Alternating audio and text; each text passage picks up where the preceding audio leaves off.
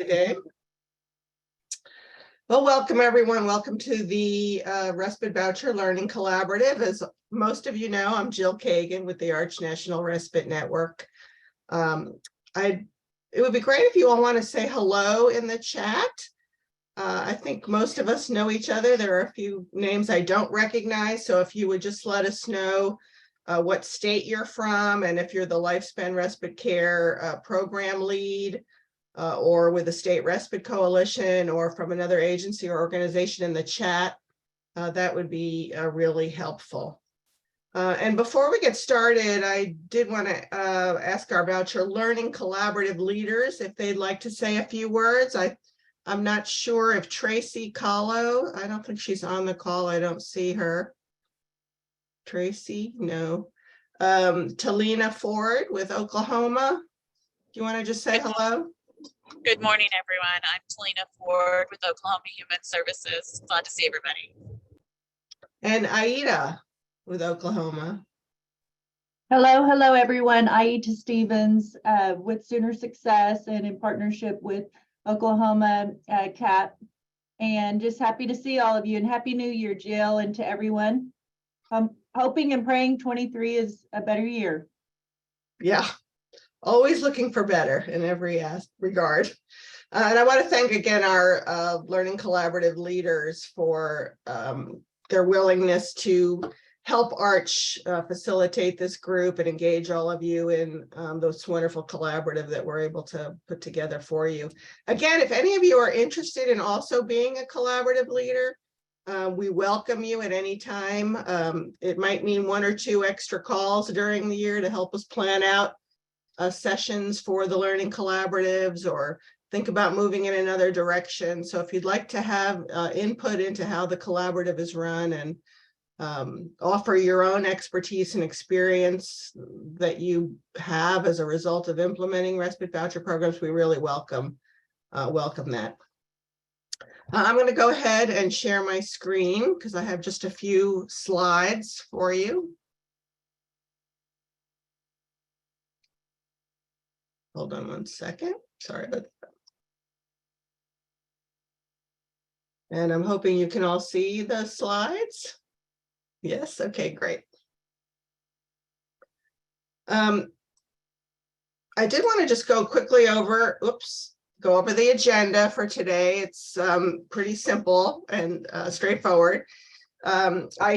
I will start off with a quick announcement that I have, and then I'm really eager to show you and let our speakers show you the new tool that they've developed for us.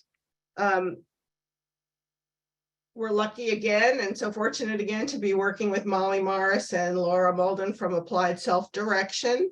They'll be sharing the tool and then asking for your feedback on it. And then if we have time at the end, we're hoping to leave some time after we have our discussion about the tool to just let you all provide any updates that you might have about your voucher programs, any new successes or new challenges that you might be facing. And also something that's very important to our collaborative, give you a chance to ask questions of each other so you can share your resources and your experiences. But I did have one very exciting announcement that I wanted to make. As I'm sure all of you know, the National Strategy to Support Family Caregivers was released by the Administration for Community Living last fall, and the strategy was developed jointly by the RAISE Family Caregiving Advisory Council and the Advisory Council to Support Grandparents Raising Grandchildren, with lots of public input. The strategy includes nearly 350 actions that 15 federal agencies have committed to take in the near term to begin to implement the strategy. It also includes more than 150 actions that states, communities, and others can take. And so we had pledged that we would work with all of you to help implement the respite actions within the strategy. And so we're announcing the launch of a new learning collaborative specifically for Lifespan Respite grantees and their partners. to help us identify what the roles of the Lifespan Respite program should be in helping to implement those state and community respite actions. So in your capacity as state leaders in respite care, your role is going to be instrumental in helping to advance these actions for the country. Unfortunately, there is no new money for those of you to undertake these actions, but we want to provide this forum so that you can explore the ways that you're already engaged in respite actions and activities, or the way that you can forge new partnerships and maybe convenings or events that can help advance the strategy. And the purpose of the Learning Collaborative will be, as always, to provide that very important peer-to-peer support from your colleagues, as well as technical assistance from Arch to help you in any and all of these efforts. And another very important purpose will be to document your actions so that we can help inform the new Raise Family Caregiving Council that will be seated and will convene this spring. They're going to be charged with assessing the progress made not only by federal agencies, but by states and communities in implementing the strategy. And so if we can document what it is that the Lifespan Respite grantees are doing, how it's really instrumental because you're leaders in almost every aspect of respite service delivery, how important that is for others to model. So our first Learning Collaborative we have scheduled for February 16th at 2 p.m. Eastern. And we're really excited that my friend and colleague, Wendy Fox-Grage, who is a senior policy fellow at the National Academy for State Health Policy, she's going to come on and provide for us an overview of the strategy, the respite actions within it. She's going to help us identify every place in the strategy where it says respite, and then help us identify the next steps that grantee states and partners can take to help implement the strategy. And for those of you who don't know Wendy, she has been working very closely with ACL on the national strategy and the Raise Family Caregiving Council, and she oversees the work of the Raise Act Family Caregiver Resource and Dissemination Center that's supported by the John A. Hartford Foundation. And she's going to talk to you about some other activities that they're doing around respite also that she would like your input and help with. And the group overall, we're going to leave it up to the group to decide the content and format. We're most likely going to meet monthly for the next 12 months or so, but we will leave it up to the group to decide how often they'd like to meet. We'll take your input on, whether you would like to engage in just internal conversations or bring in outside experts, and which of those respite activities we all think as a group or individually are most useful for the Lifespan Respite Care grantees and their partners to pursue or model for others at every level of government and community. And I'm excited. I wanted to let you know that Megan Kluth, and some of you who have been around for a while may remember Megan. She was formerly with the Colorado Respite Coalition and Easter Seals, Colorado as a partner in the state's Lifespan Respite Care grant. She is coming on board as a consultant to Arch to help facilitate the group. And I think she's really uniquely positioned to do that because she, in her leadership capacity with the state's grant at the time, worked on almost every level of where actions in the strategy have been identified. Working at the state level legislatively, working with employers to advance respite, developing core competencies for respite care providers. Just so much that they accomplished in Colorado was under her leadership. So we're really excited about bringing her on board. Does anyone have any questions specifically about the collaborative? If you do, please unmute yourself, because when I have my slides up, I can't see everybody at once. Jill? Yes. This is Lori. Oh, hi, Lori. Hi, I'm sorry I was late. Hi, everybody. I wanted to just add on to what you were saying, if I may. Please. So Wendy Fox Gage works directly with through the on the RAISE Act due to the funding from the John A. Hartford Foundation. But I always have to put in my plug for our other council, because the strategy was jointly developed by the RAISE Act Family Caregiving Advisory Council, as well as the Advisory Council to support grandparents raising grandchildren. So while many of the things in the strategy overlap, particularly in relation to respite, there are also things in there that are specific to the needs of grandparent or other kin caregivers. And I know a lot of you work with grandparent kin caregivers as well. So I just always have to give a shout out to our small but mighty grandparent group. And if anyone hasn't seen the strategy, it's on our website at acl.gov/caregiver strategy. I can put that in the chat. There's 4 components to it. It's a rather massive piece of information, but I don't know if it's necessary for preparation for the meeting, but if you are interested in looking at it prior to the meeting, I hope everyone can join. I'm very excited about this new working group, Jill. Yeah, thank you so much for reminding me about the grandparents, Lori. You know, I don't forget them. And we're so fortunate because Jaya Lent, who co-chaired the grandparents supporting that particular council, serves on the Arch Advisory Committee too. So I'm sure that I haven't spoken to her about it yet, but I'm sure she'd be happy to come on and talk to the group at some point too about the specific respite needs of grandparents. I think that would be an excellent expert partner to bring in to help us with this new group. It would be really helpful for those of you who think you might be interested in joining this learning collaborative to put your name in the chat and let us know that.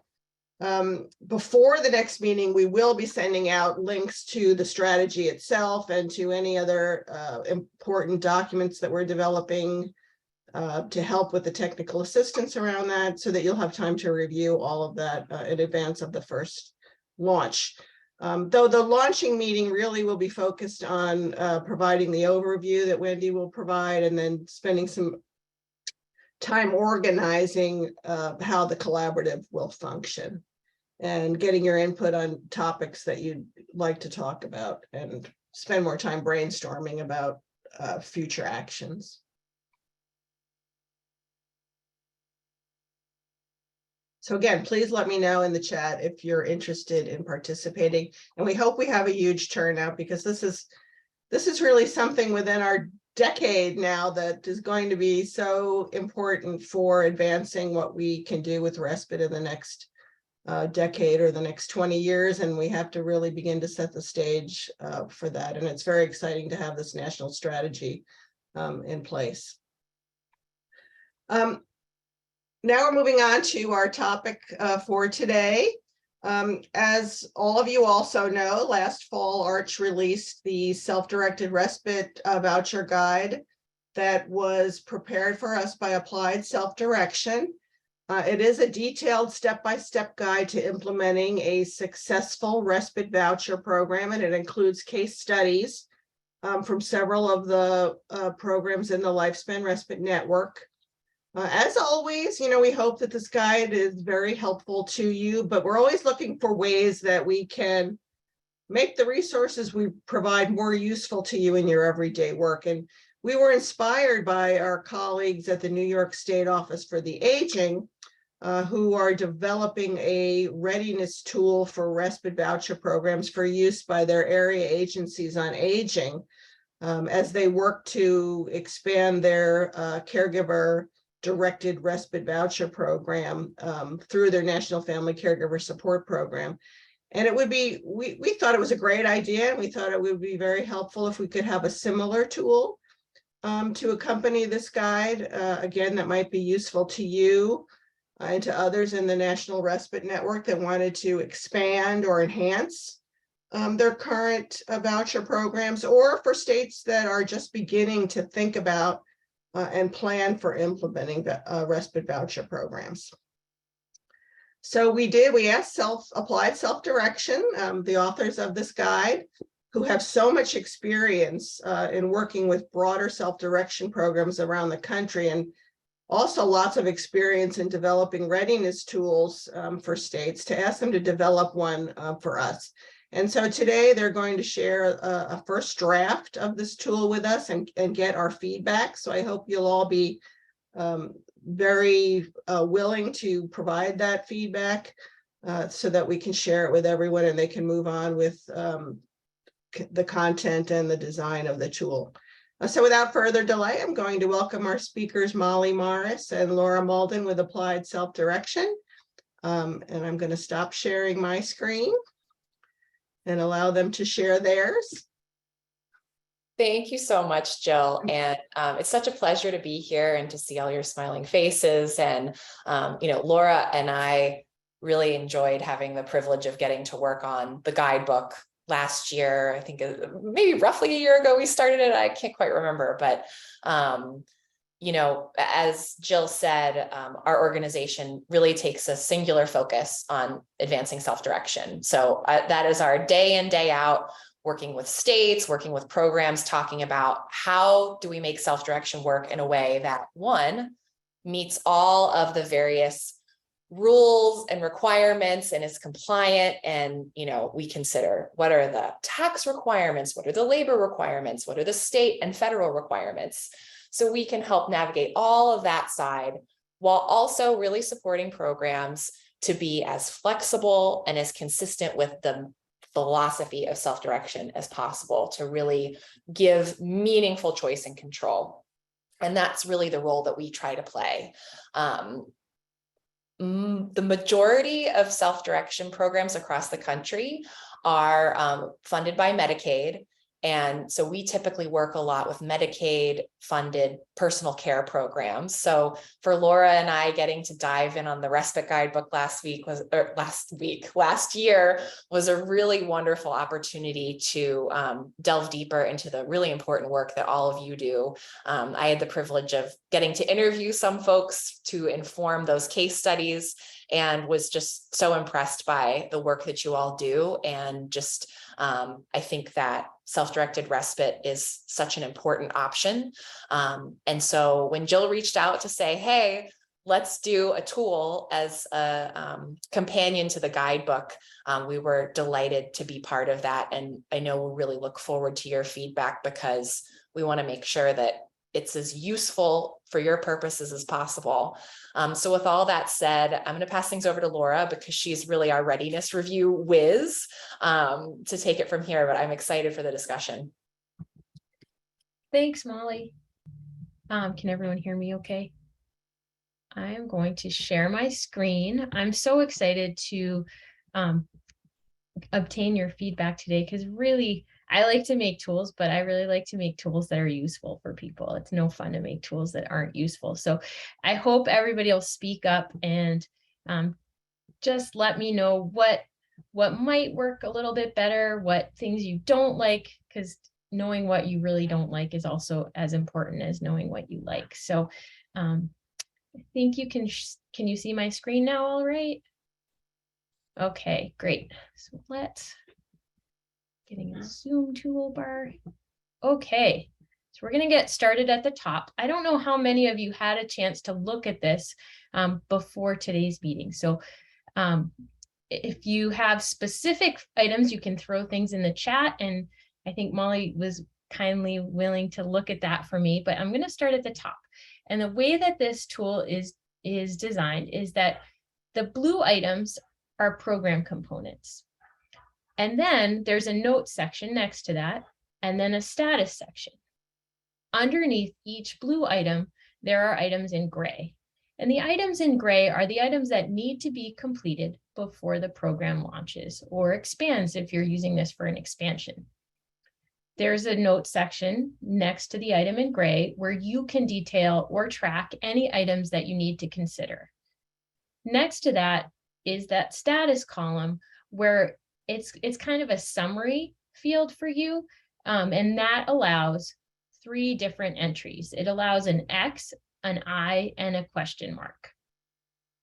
And I'll go into those in a minute.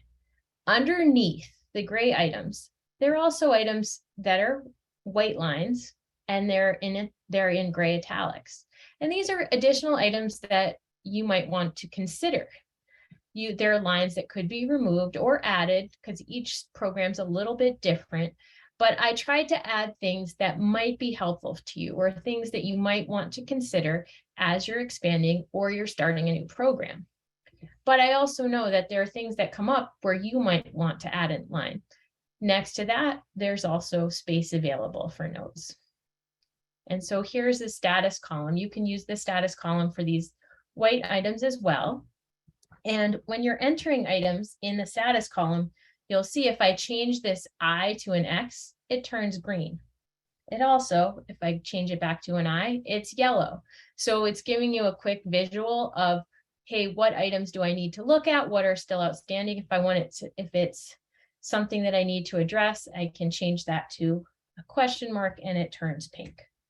Okay, and all of those are going to be summarized here in the status summary as we're going through the tool. So that's just a quick overview. Now we'll get into the components of the program. Does anybody have questions about the instructions? Was that helpful? Okay, I see a couple nodding heads. Okay, so the first item, and I like to start at the beginning when I'm doing the tool. So the first item is really the program design. And it's determining the needs of the family caregivers and how they can be addressed. And so we've said it's a good idea to create a task force or an advisory group of stakeholders. So generally there is one, so you could expand a group or you could create a new group. And so that's something is really gathering that feedback is a component. So once that's complete, you could enter an X and then say complete and spell it right, hopefully. Okay, and so under this, I've had some suggestions of who might want to be in that task force. So participants, respite coalitions, ADRCs, or state agencies.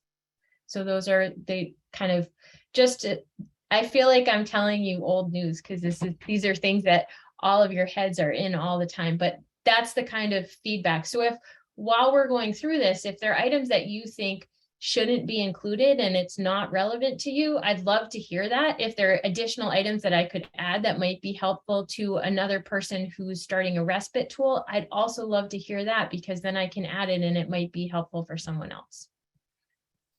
So the next item is discussions include self-direction options. So when you're having these discussions with your task force and your advisory groups or whatever option you choose, you're really thinking about self-direction option, and that choice and control for individuals is stressed. So thinking about who the respite provider is and making sure that the individual care recipient is included in those decisions and the family member. So it's really getting back to the individual and making sure that self-direction is a component of it. So if the care recipient's a minor, it might include the entire family more than it would otherwise. So we have some space below that for additional ideas that you may have, also the notes section, and that's going to continue throughout the tool. The next is the needs of the family caregivers are identified. So you've established the need and it's complete. So that would be the next item in order to move on. The target number of the individuals being served by the program has been established. A process for prioritizing participants and or establishing a waiting list has been determined.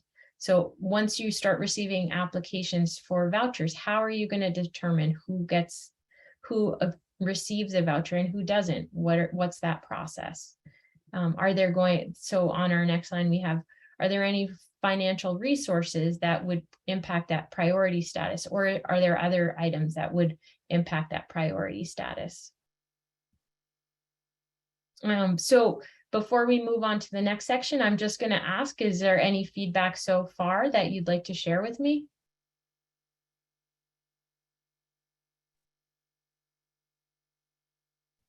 I have a question about the task force or stakeholders. Sure. and I'm sorry, because everybody else on the call knows more than me. What do you mean by participants? So program participants, people who are in the program, individuals receiving. Oh, Mhm. who might be on a task force? Yep. And what about non-state agencies or other organizations? We could add that. Is that something that often is included on the task force? I Well, know, the Respite coalitions generally represent a diversity of aging and disability organizations, respite providers. So you might want to list out some of the members of the respite coalitions individually, or, it could be just representatives from the coalition who are working on the voucher program. So you might not need to list all of them. I mean, just by definition, the respite coalitions represent a diversity of organizations. And I think participants also include family caregivers, of course. Right. I would also add that for me, I've been in my job just not even a year yet. I still don't know all the acronyms. So ADRC, I don't know what that is. Okay. We can define that. We can make sure and that's ADRC is an Aging and Disability Resource Center. They're funded through the Administration for Community Living. The purpose of the program is that there's no wrong door to entry for services. Most of them are housed in the area agencies on aging, unless you're a single entry state that doesn't have area agencies, in which case then they're funded through the state. Most of the respite programs that may even be in the statute partner with the ADRC's, the Aging and Disability Resource Center. So when someone calls for information and referral, whether it's on an aging related issue or a disability related issue, they can be transferred to, be sure to be sent to the right person and not just told, that's used to be, you call the aging information line and be like, oh, we're aging, not disability. So it's to create a one-stop shop. So there's no wrong door to services. That's great. Thank you. You're welcome. thanks. And I had one other item of feedback. There's a lot of talk about emergency respite. And that might be under one of your categories. I forget which one. It is. It's down a little bit more. Oh, okay, never mind. Developing the plan of care. Got it. So this is the preliminary, more in the program design section. So this is really before the program starts. These are some of the things that need to be established early on. And so then as we're kind of moving into that program development, that's really coming up with an emergency plan is a step that is listed. Got it. I just wondered if it went under I think we have two. prioritizing participants. But that was just my only question, whether it belonged under prioritizing participants. Oh, at the very beginning. Yeah, it sounds like maybe it would be helpful to have a guiding question in prioritizing participants, something to the effect of, have you given consideration to emergency status in making these decisions, or something like that? Thank you for clarifying.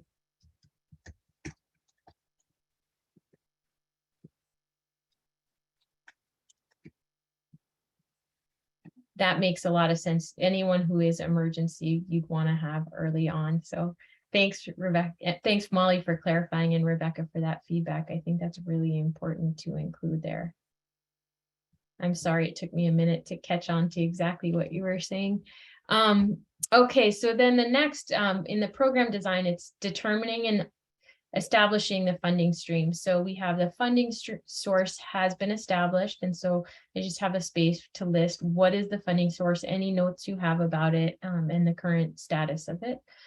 Spending limits have been considered and determined when it's applicable. So you're going to list any spending limits, and especially if there's spending limits that are tied to a specific funding source. As well, the next item would be time limits for using a voucher. If there are any time limits that would make sense for your program, what those are and how those can be communicated. So we're really still in that program design part. Do you have any feedback about that in terms of funding sources, spending limits, or time limits? Okay. So then I'll move on to the administrative roles. So the first item is the staffing needs of the program have been determined. And so I did receive feedback before that staffing can be a tricky point for everyone to figure out exactly what the staffing needs will be when a program starts. So what I've tried to do, you'll notice how long this section is. I've tried to think about the different roles that could take place. And so in this section, it's really thinking about what are those roles, and maybe you will have somebody do all of them, or you might decide that that is in a specific way that you're going to use your eligible resources in terms of staff resources. So anyway, that's a little bit of background about why this is so long, and I'd love to hear any feedback about it. The first is the staffing needs of the program have been determined. So think about, will there be dedicated staff? Will there be volunteers? What are the total number of each, and how will they be managed? So then once those questions, and this is really in that consideration section, so that's why it's italicized. And then if we go back to the next item that really needs to be determined is staffing roles and responsibilities have been established. So we have a program management, program staff, program activities, program development, contracts, funding, legislative activities, coalition activities, and then we move on to marketing and outreach, education, trainings, lunch and learns, respite clinics, caregiver support groups, additional public awareness opportunities, so partner and advocacy organizations, news outlets, and then as well as social media, website, radio advertisements, email campaigns, and then also considerations about addressing misinformation, because we all know at this point how fast sometimes the wrong information can get out there. So the next category is program enrollment and ongoing support. So respite provider training, online provider training tools, training materials and modules. So then having options for web-based training is also can be helpful. Technical assistance to community groups, service plan development, ongoing support, payment management, voucher distribution, voucher tracking, and then moving on to information and assistance. So providing information about self-direction, providing assistance and training with self-direction tasks. And then the next category would be the financial considerations. So providing support around financial considerations, including Department of Labor and IRS guidance. And last but not least by any means is the quality and risk management. So tracking any quality metrics that you determine are relevant, and then determining and implementing any plans for improvement. So I know that's a lot, but those were the various tasks that I could come up with that you might want to consider while you're developing a program and thinking about your staffing needs. I'm just going to pause for a minute. Is there any feedback that you'd like to share about this? Are there any big roles that you feel would be helpful to include? Is there anything on the list that you think really shouldn't be on there? Laura, where would the application, and if you're going to do pre or post surveys of participants or family caregivers? So I think that would be in part of the quality metrics. So for the surveys, is that what you're thinking of? Yeah, I was thinking for that component, but also just, I know you mentioned early on the application, whether that's online, paper, what platform is going to be used. You know, again, I know those of us that are implementing a program, that's certainly an important component is to have the intake form or the application Okay, so I'm gonna put that under the program enrollment and ongoing support, but having intake. That's. I think a lot of programs were very surprised initially when they realized how much staff time it took just to help so many caregivers complete the application for the voucher. So part of that is under program enrollment, but it's also under information and assistance. We can put it in, if you think it's helpful to have it in both. And so I kind of tried to think about the various categories, but none of this in terms of having these items underneath program enrollment and ongoing support or information and assistance is really a component of program enrollment and ongoing support. Because you really, I mean, anybody who's providing information and assistance is really helping with that ongoing support and doing, right. I mean, they're making a big difference in people's lives. And also the help with finding respite providers is a huge staff commitment of time. Okay. Many.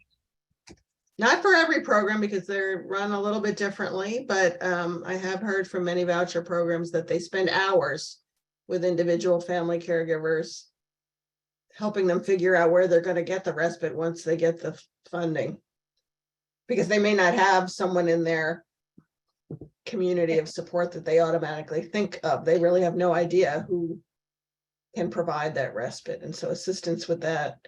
And I think programs really need to think that through before they expand a respite voucher program or think about taking on a voucher program, that could be a lot of staff time.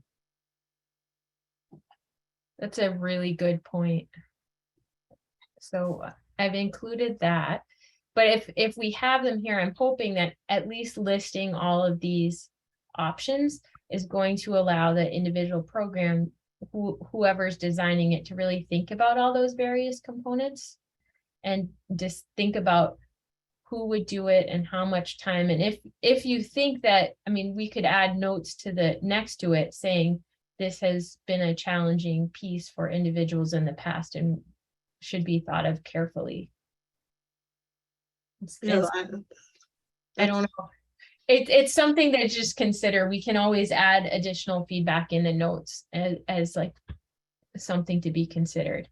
Also in the notes section for the previous grouping, I was wondering if it would be helpful to have references back to the guide for where you can get more information, you know, about staffing or about putting together a task force to advise on the voucher program, because there's so many more details in the guide itself. You know what, I could do that. That would be that's a great point, Jill. I could even reference specific pages. That's what I was thinking might be really helpful. I had the same thought, Jill. Thanks for bringing that up. And I did use the guide as kind of as my guide while I was putting this together. So there should be some parallels in terms of if somebody has that guide out, then they can page through it. In the end, it didn't work. I was hoping it could be, you know, page. I wanted to think about the program design too. So it didn't follow in numerical order quite as smoothly as I wanted it to, but it was close. But so I can add those page numbers. Do other folks think that would be helpful? And Amy from Colorado said yes. Were there others who think might be helpful to have references back to the guide?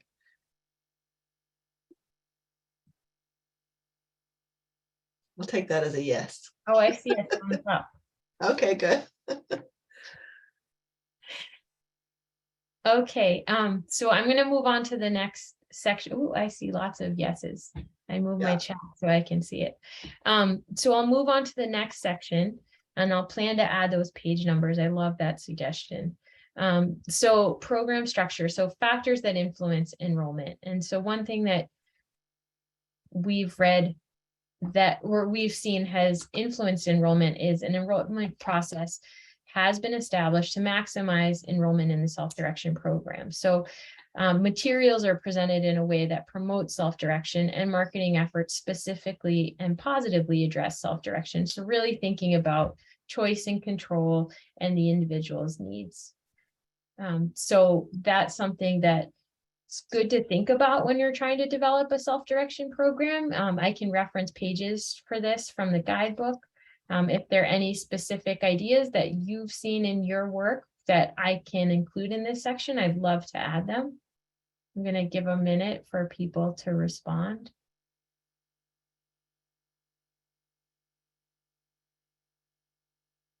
Okay. I don't want to speak too much, but in this section too, I think it would be important to talk about, have you considered how you will reach out to diverse populations? Oh, good.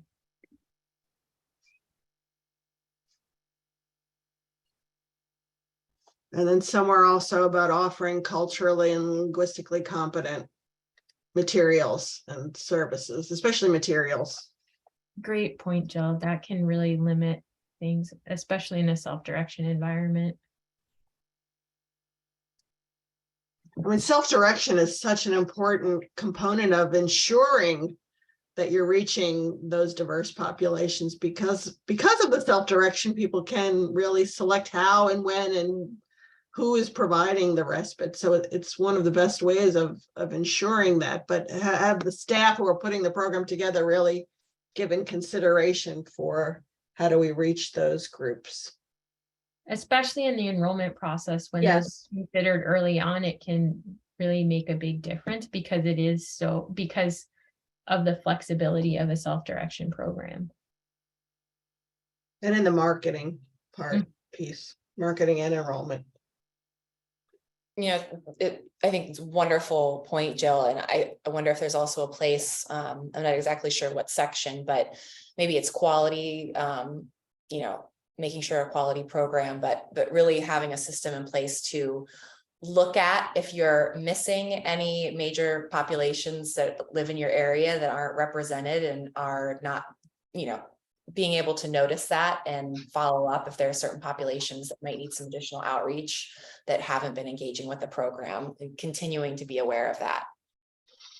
At some point, we are going to have a tool to assist our grantees in providing culturally and linguistically competent services, another self-assessment tool. So maybe at some point we can link these tools together. It would be wonderful when that one's final. That's great. I'll work on my wording right a little bit later, and I'll make sure to add that to the marketing component, but that's such a great point. Any last suggestions for that, factors that influence enrollment? Any other ideas? This is Anne Marie. I was also thinking specifically in our state, we have a lot of rural areas that would affect enrollment, and there's certain ways we need to try and target those areas to get them incorporated. That's a great point.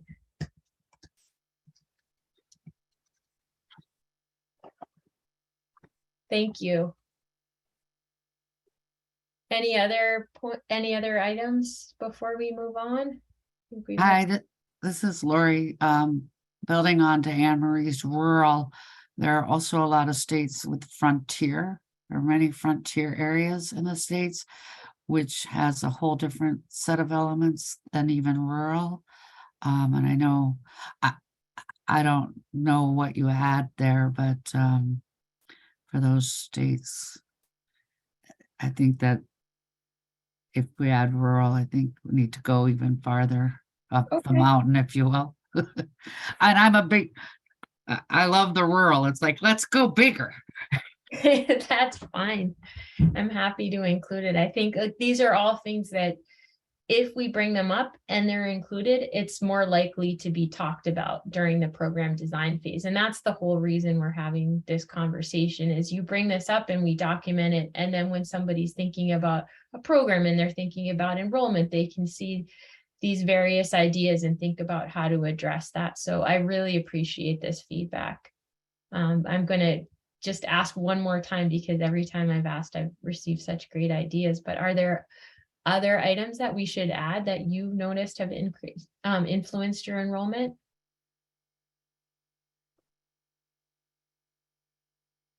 Okay, I'm going to move on to the eligibility. So the first item is the funding stream for this program provider has been determined and a review of the funding stream specific criteria has been completed. And so that's going to be really funding stream specific. But if there are any items that you see as parallels for the various funding streams that you would like me to include, I'm happy to do that below. If you think there's something that you see that's very helpful on an ongoing basis to consider.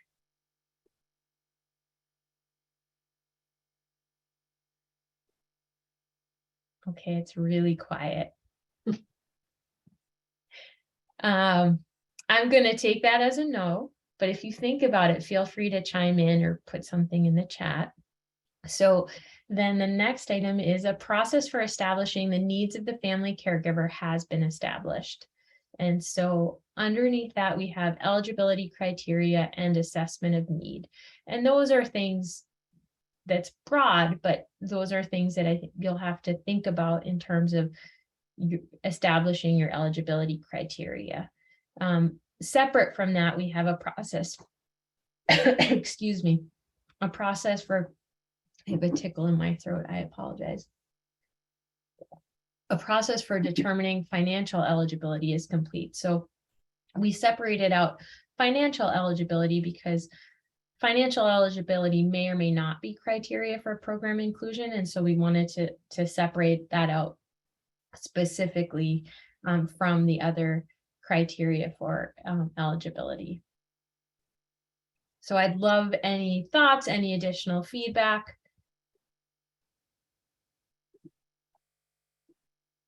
Okay, this is Lori. Hi, Lori. Hi. I was wondering about a process for establishing the needs of the care recipient has been established, at least an assessment of need.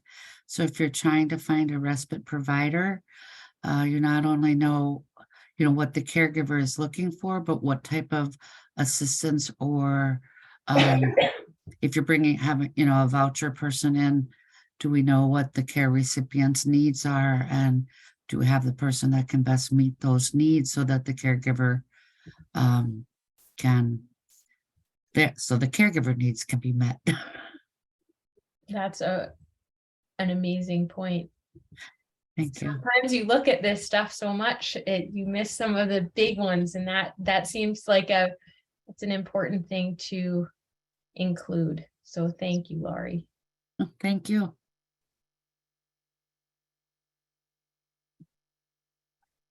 Any others?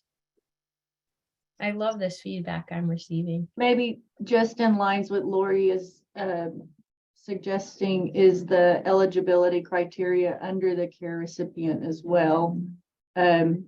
Just again, as you're thinking about that care recipient, because of the funding source, do you have to look at age as one criteria? So I do think it would be as important too. To add a line for age? No, that eligibility criteria is kind of broad enough. It encompasses if there is an age. Oh, okay. That has to be considered based on the funding source. Okay.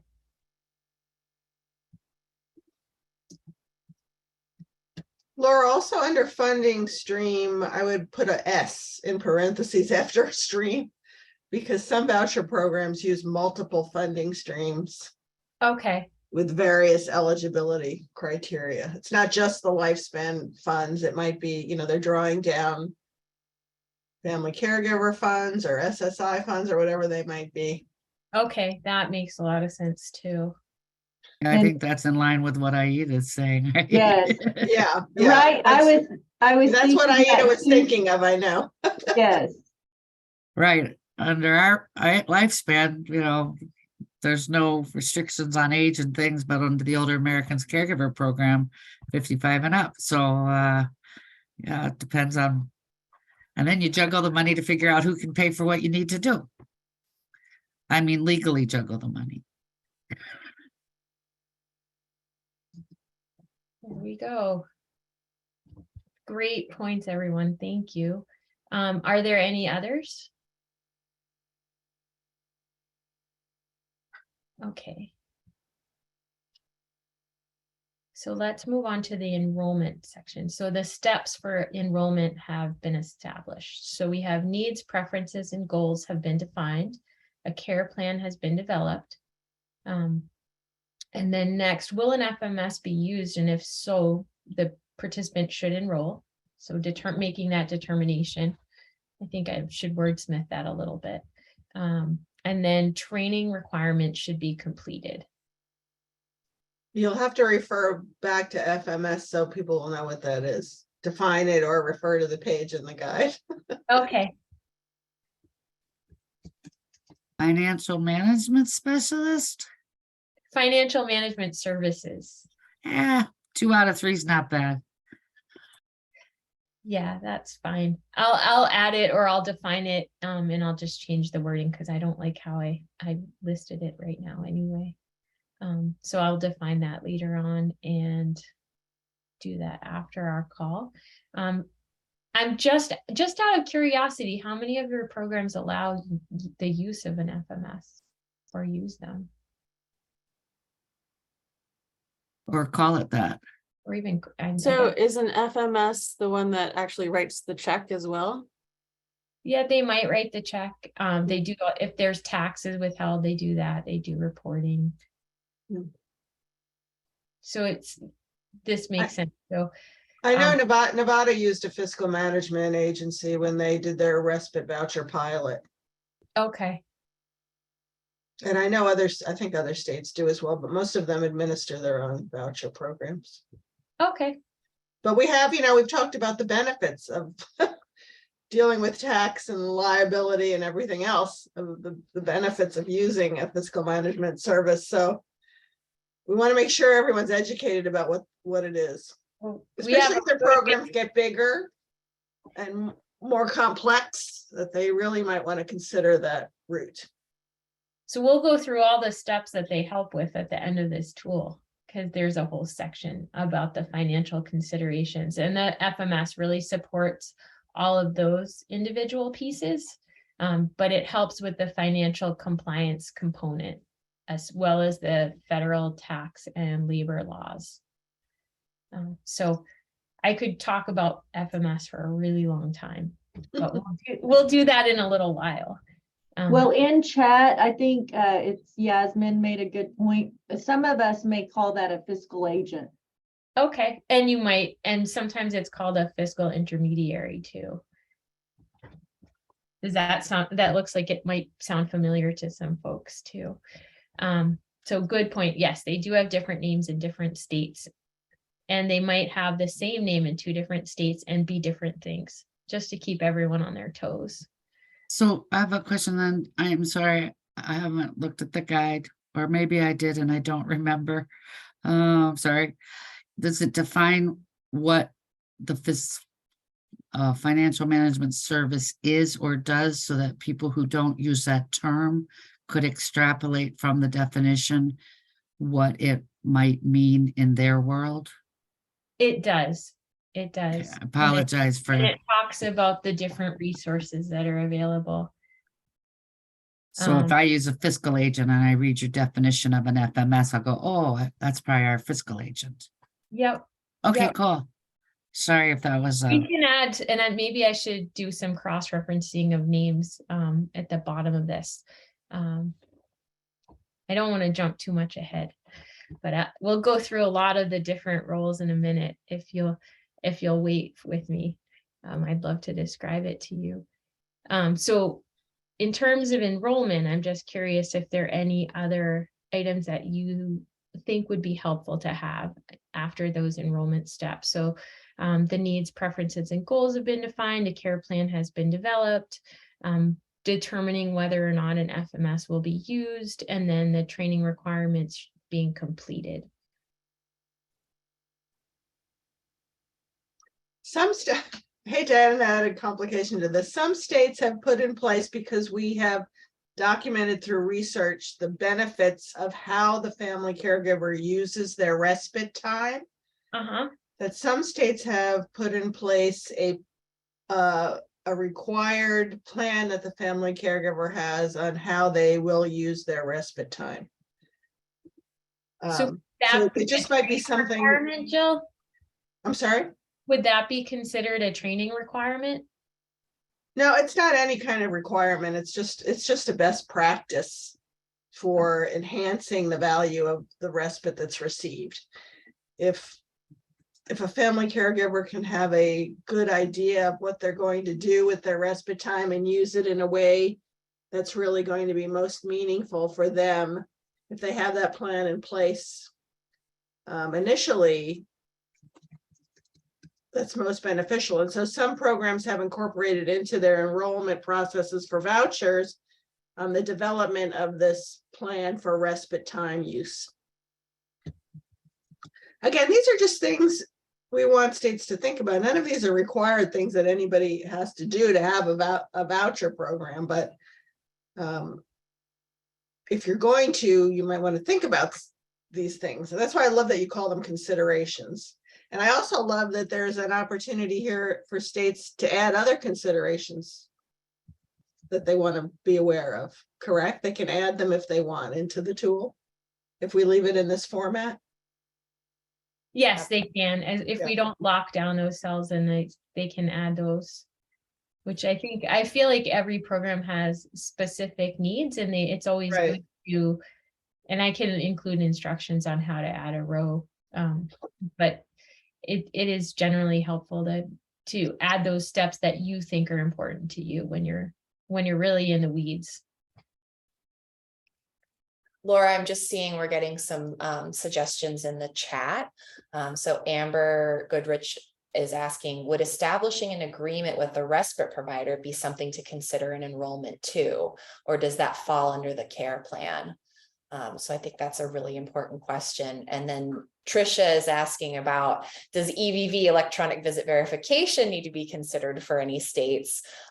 This is something we mentioned pretty briefly in the guidebook. And while I think the majority of respite programs aren't going to need to worry about EVV, it's a good thought, a good point that it should be mentioned here. So people it's another thing to check off. Are we required to participate at EVV? I'm gonna put that one up in the program design. I think that seems like, so I think that's a great point. I have it down in the timesheet category where you're training workers, but I think knowing early on if it's a role that needs to take place would be good. I'm just going to put it at the top, and I'll find a spot for it later on. But in terms of the enrollment, I think that we can keep the enrollment at EVV at the top as something that the agency needs to determine if there's a requirement, potentially under the funding stream source, and then again at the when they're hiring an employee, any training component, unless you feel that there's a reason to have it at enrollment specifically that I'm overlooking, and that's okay. So if I'm overlooking something, let me know.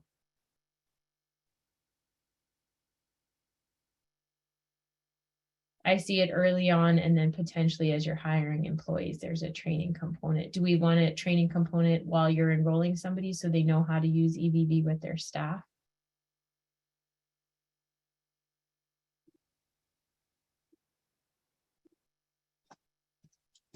I'll add a placeholder. It's so quiet right now.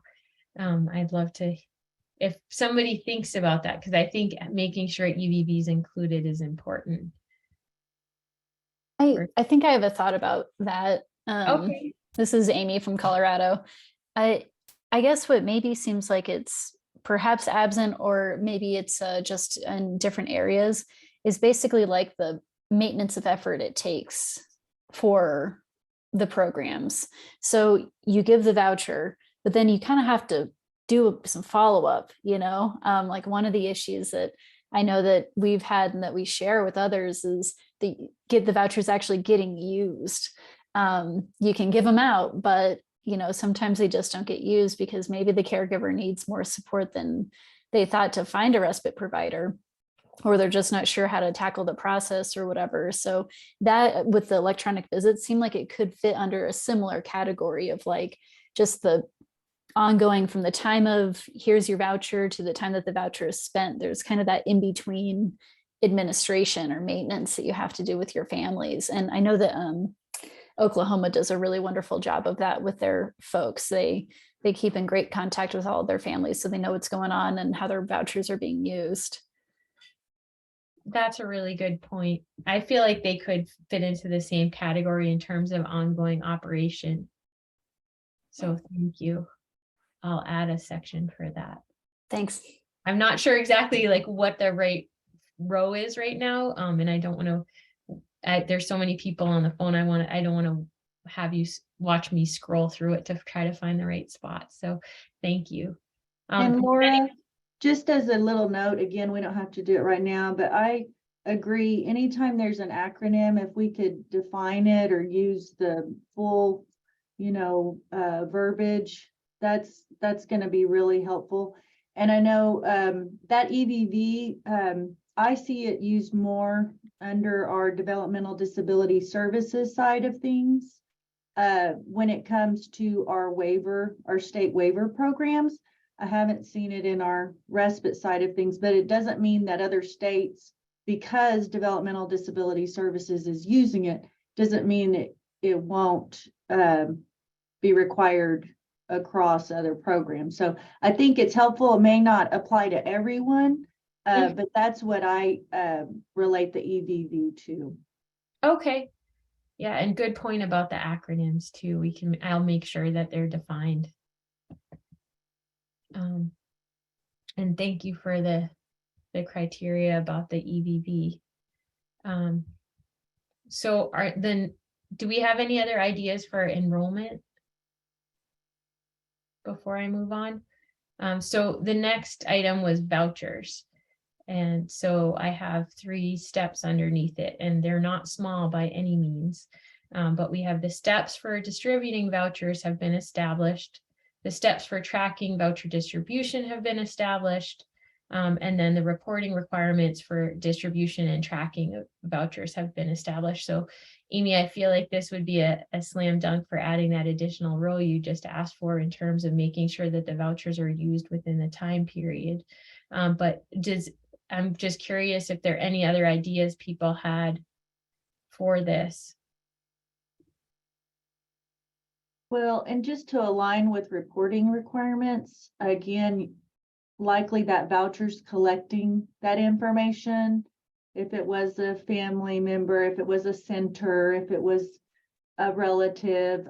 So again, just taking into consideration that I guess appropriate reporting requirements are being met, because again, we try to keep things simple, but everything does have a purpose in terms of why we're asking it. And it's really to meet grant reporting requirements. So if I said the funding source specifically? Yeah, that's probably pretty broad language. So you're meeting the funding source requirements.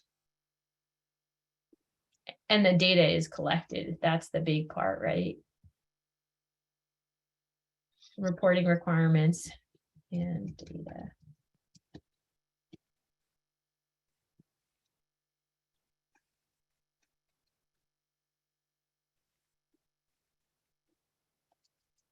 And even just assuring that the processes for data collection are there. Not everybody is prepared to collect the data. Do they have, it could be anything. It could be online. It could be use of a specific data collection platform. It could be just using Excel, or have they considered how they're going to collect data?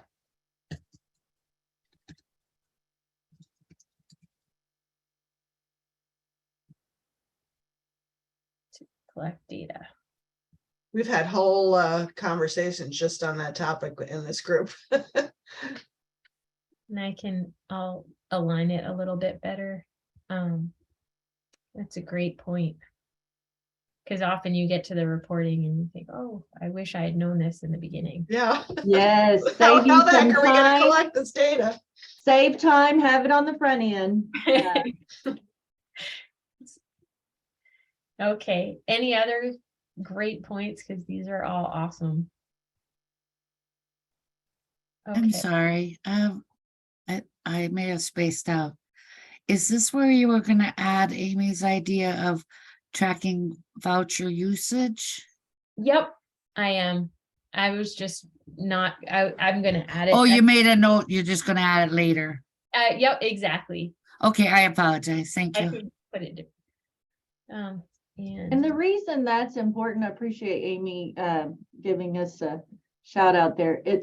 We want to have that conversation with those family caregivers. If they're not utilizing a voucher, we want to touch base with them to see if we could brainstorm with them on what are the barriers, what's happening. So it is good for any program to have some step in place, because perhaps the team is able to help the family caregiver actually use the voucher when it's being, unused. And this goes back, of course, again, to the staff time that you need to do that level of case management. right, so I think I have voucher tracking up Yeah. here, distribution tracking. I don't have reporting, and I'm just gonna add a little note, and probably data collection, right? Yeah. Yes. I mean, the staff capacity question, preparation is just really important. Do we have the staff to do these important things we're considering? Well, and that there's, they're not overlooking something like, oh, Yeah. well, we do all this, but in the end, are we going to get all those data elements and then be able to report about it so that Right. the needs are met for the grantor? Okay, in terms of the voucher process itself, are there any other elements that should be added?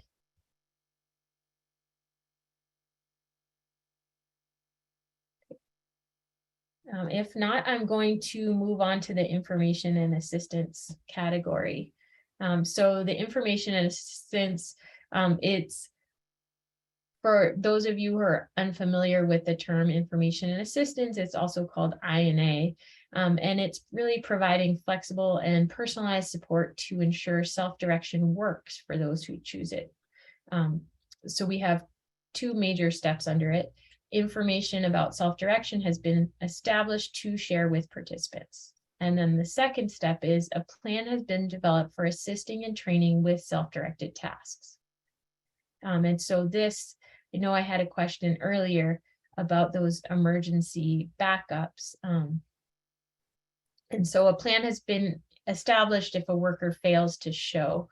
I know on one draft, I had another line that said,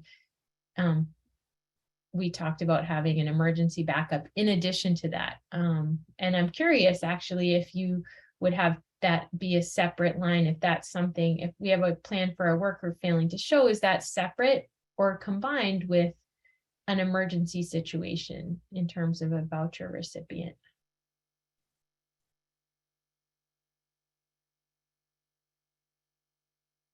Are those two different considerations, or is it the same consideration? Well, what's interesting, this is Lori again. You'll be happy to know I have to sign off soon, go to another meeting. But when the emergency came up at the top, I was thinking about our programs that have emergency respite services where it's critical need. There may not be a lot of planning time, or they may be a person who's in the system. And it's not, I mean, there's an emergency if someone doesn't show up and the caregiver and the care recipient are expecting it, but there's like, to me, that's sort of two different emergencies. A caregiver kind of calls and says, something happened and we need to be a part me and my care recipient. Now, there's an Okay. emergency, and or I've set up respite and the person didn't show, and I've made all my plans. I need an emergency fill-in person. Yeah, that's a different issue. I mean, I think up front there needs to be consideration when the state or the program is considering establishing a voucher program, to even say up front, will we offer respite vouchers on an emergency basis for families that are in crisis? And if we do we have guidelines for determining what is an emergency? And will a family be able to find a provider? And if not, will we be able to assist them in an emergency situation? So there are all those questions around emergency respite that are different than just dealing with not Okay. having a provider show up, just as Lori was saying. And I just have to interject. Jill, you are amazing. You took my little sentences and just put this huge, exceptional thought. It wasn't even me. It was Rebecca, I think. Rebecca started it all. Yeah. I don't know, but I'm listening to you talk and I'm just like, yeah, don't you just love Jill? She's amazing. You're all amazing. It's not just me. I Yes, know, we I love know. you, Jill. You know we all love you. Just get over Yes. it. And you know, it's making me go back to the voucher section. You want to determine the names or the types of vouchers, because to Jill's point, like us, we do have a typical voucher. We just called it, typical. You could call it whatever you want, but we do also have emergency vouchers. We have educational vouchers. So again, within the voucher section, those programs need to determine the type of voucher. And maybe they'll be in a good position to where they can offer an emergency voucher. So that's something I didn't think about when we were talking about that, but yeah, Lori. Ditto. Yeah, go Aida. This is a great meeting. And I really am going to hang up now because I have to prep for another meeting. But gosh, I love spending time with you guys. It's just so invigorating. Thank you very much for being here. Thank you for all your comments, Laura. They were really helpful. Yeah. Thank you. Have a great day. We're so lucky to have a federal project officer that's so invested in the work we all do. Amazing. So I have the emergency, I have educational. Were there others that I should just list in that category? Typical or I would standard? call it planned Planned. vouchers. Yeah. Planned is a good term. Well, it just aligns with the Lifespan Respite Act language. Thank you. So we can move back down to that information and assistance to see if there were other items that really people are thinking about that we should include. So I'll expand that emergency situations in the next draft. We have services, supports, and resources have been shared with the caregiver, including how to recruit and hire staff, including family or friends, or additional resources such as worker registries. And then after that, worker management, just as ideas about resources and support. And then additional employer responsibilities and related tax requirements. I know there's lots of resources out there for families who obtain vouchers. Okay, it's really quiet. So I might move on to the next category. And if you think of anything, and the last one, which is not, I didn't mean to overlook in any way, is that families are empowered to make key decisions independently with supportive advice.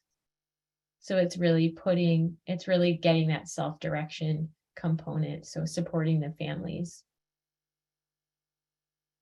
Okay, so now I'm going to move on to the financial considerations.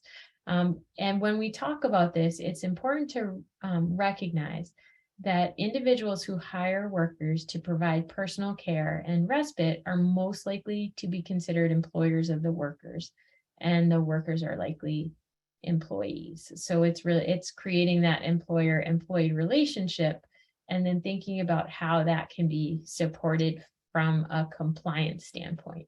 And so I think this is usually where people start to sigh and maybe fall asleep, but I'll do my best to keep you entertained as we walk through it. So the first financial consideration is really, will the program allow the use of financial management services or an FMS provider? And I can add some additional names associated with that FMS provider. So if yes, that FMS is going to assist in the tax component. And then if no, we have some financial considerations. So when we talk about the role of an FMS entity, they track any spending, they generate spending reports, they deposit and file all the tax and labor reports on the participant or the employer. So at a high level, that's what they do. So they can help with that compliance piece, and probably some of the tracking would help with the tracking that you would need for your reports for the grants. Because it is that level of detail, because since they are tracking the spending and the taxes, and they do a lot of regular reporting and share information. So they assist with EVV as well. So when you're thinking about, will an FMS provider be used? So it's, first of all, yes or no. Is it something it's going to be required? Is it an optional service? If it's not required, it can be helpful to consider it. And so it was suggested, if you're not thinking about using it, why is it not? Why isn't it an option? Is it, there are FMS providers in every state. If they are used, will there be one FMS provider, or will there be multiple? And then in general, what's the rate of pay? So sometimes it's a percentage fee. And they all have their own rates, but going into a program when you're thinking about having that financial support as an additional cost, just thinking about what they would be paid. Yeah, that's probably the most important consideration for our programs that have so little money. You know, how much is the FMS provider going to cost out of the little pot of money that we have? That's a big consideration. It really is. I'm not gonna lie. I think too, there's a lot of avoidance of some of these considerations. So starting off with the premise of you're probably going to have an employer-employee relationship. I don't know with voucher programs, because there are voucher programs I see that purposely will, you know, first of all, a voucher isn't like an ongoing relationship. Typically, you know, you get your voucher of so much and probably it's annual, or maybe it's twice a year. So I don't know that it would necessarily be that default would apply for a respite voucher program. And then I am aware of voucher programs who do a couple different things. One is to keep your voucher payments to $599, so you don't have any tax implications. And then the other is to, for example, this is how Colorado is launching its program. And we're kind of copying the success of a AAA in Colorado. Is to, we reimburse the caregiver for the costs that they incurred to obtain respite. So because we're reimbursing them, it's not income. And it's up to them, you know, it's up to the person who's receiving the money for, who's providing the respite care, to basically deal with their own tax stuff.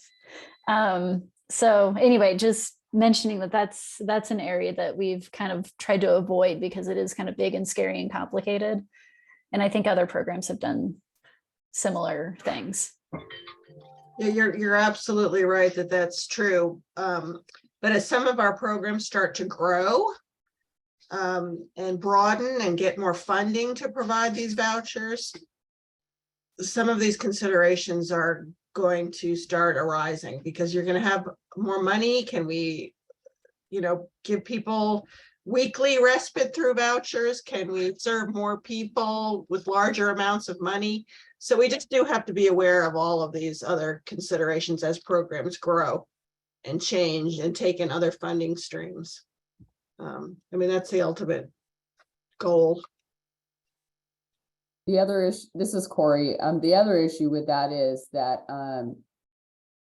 the person may not be able to afford to pay for that respite. So that's why you have to, the reimbursement doesn't always work. Depending on how quick it is, it may create an issue financially for the caregiver.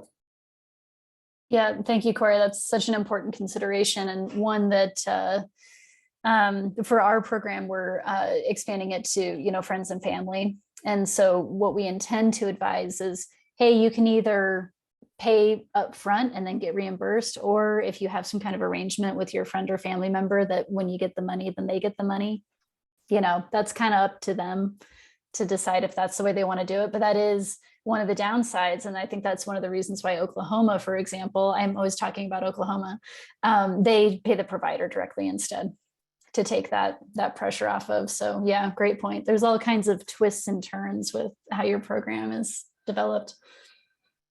So my role generally is to talk about the tax and labor implications. So I know that you can cringe as I speak, and that's okay. I'm used to it. But usually the Department of Labor generally says that individuals who hire workers to provide personal care are employees, and so they needed to be treated like that. So then any of the federal labor laws would apply to them.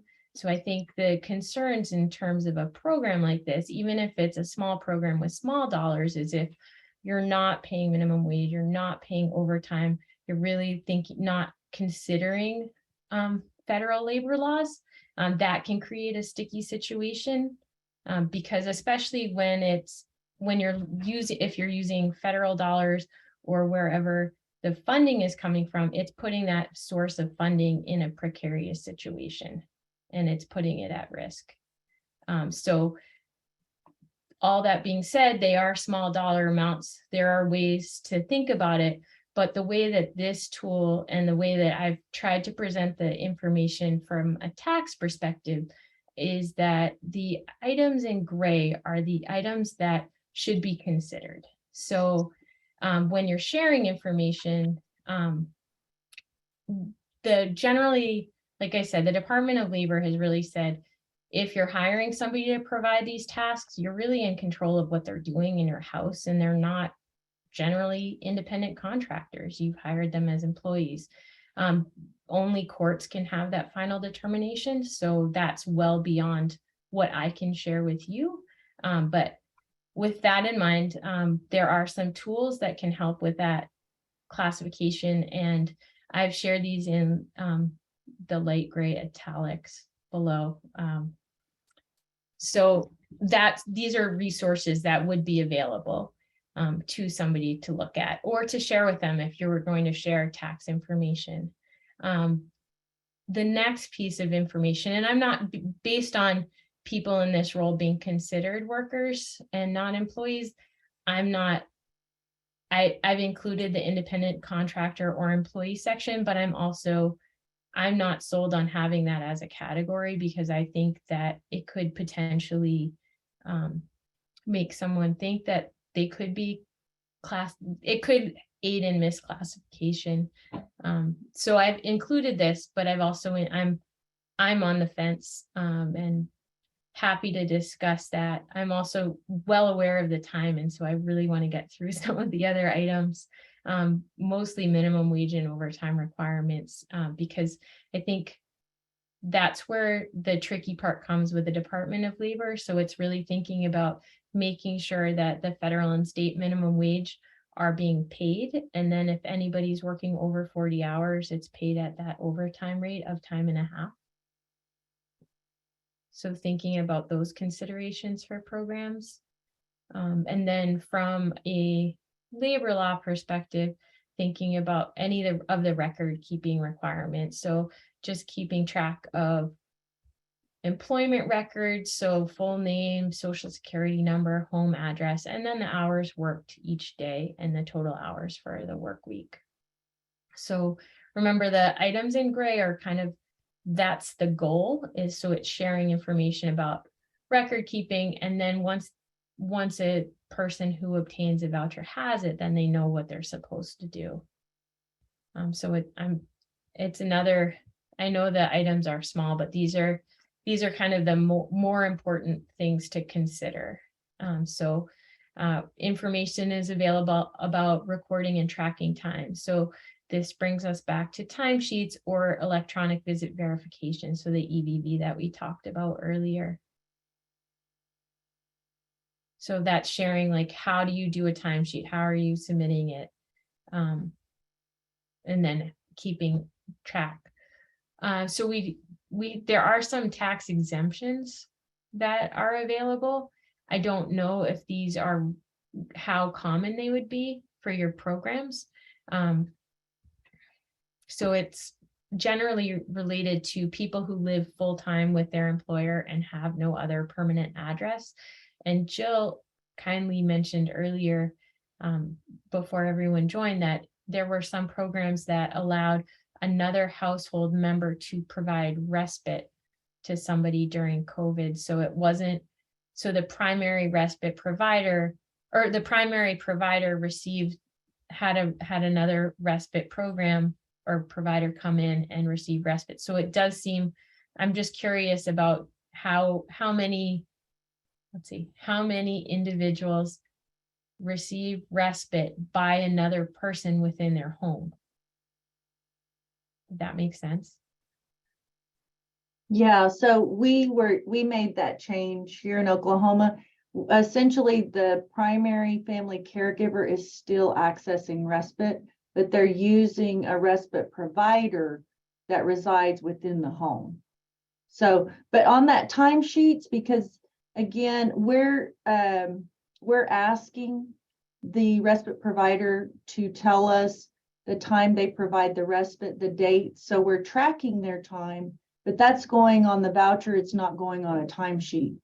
So do you think we could add, in addition to timesheet and the EVV, if we could add, a record of respite provided, or, I don't know how everyone wants to word that, but that's how we track the time, the respite time. Oh, I see. So put it on like in the same line. So it's timesheet, electronic visit verification, or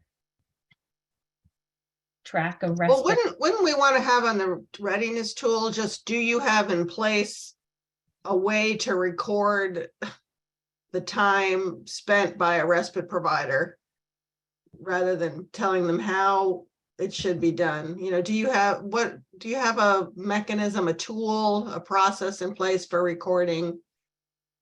Yeah, to track respite provider time or whatever it is. I think if we say time sheets are this preferred method, we're going to lose a lot of people. Like these are Also, go ahead. Oh, go on. No, I was just wondering, actually in the previous category, you might also have a question. Do you have a mechanism for keeping this information safe? Like if you're collecting social security numbers? Oh, good point. That is a good point. Confidentiality and safety. So secured. Yeah. Secure data collection.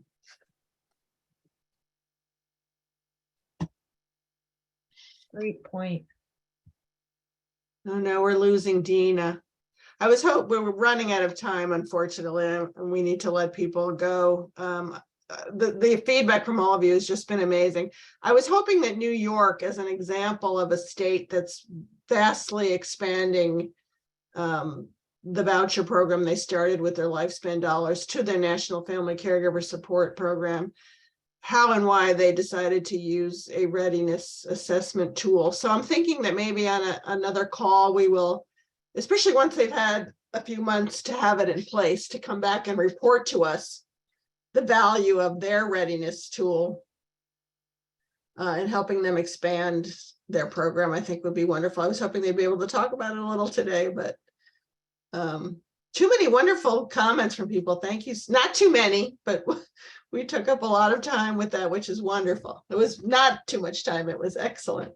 And I know we're not done yet. So I don't know, Laura, would you want people to take this tool now and if they have additional comments, to put them right in that last column and send it back to you? That How would do you- be amazing. So over on the right-hand side in column F, I have an area for notes and suggestions, and I'd love to have any feedback, additional feedback in there. That would be great. And if it doesn't correspond with a specific row, but you think it fits in the category, just throw it in there and I can put it in the right spot. I've been taking notes furiously in addition to what I put on the spreadsheet itself. So I really appreciate everyone's feedback. It's been so helpful. Well, I think you've just done an excellent job on this tool, and I love that it's a living tool and that people can really adapt it to add or subtract their own. They know what all the best practices are and what the considerations might be, but they can adapt it to their own programs, which are all so different. So thank you so much for all the time and effort, Laura and Molly, that you put into this tool. And thank you all for sticking with us today for the whole hour and a half to provide feedback. And if you still have comments, please send them back. Maybe we'll give you everybody about 2 weeks to respond. And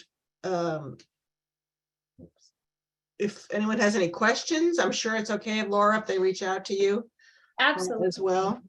And I'll send a follow-up. I'll send out the tool again and ask people to comment if they weren't on the call today or if you're on the call today. And when and how you should send those tools back to us with comments. Does anyone else have any last questions or comments on the tool? Okay, wonderful. Again, if you have any topics you'd like talked about in future voucher collaborative meetings, please let me know. I think we will dedicate the next meeting to if New York is willing, again, to present to share what they're doing with the expansion of their voucher program in New York. I think it'll be very exciting for you all to hear about that anyway. All right, thank you all so much for your time this afternoon. Again, thank you, Laura and Molly. And we will be in touch with all of you soon. Have a great afternoon, everybody. And don't forget to sign up for the Raise Council Learning Collaborative. If you want to participate in that, let me know. Thank you all.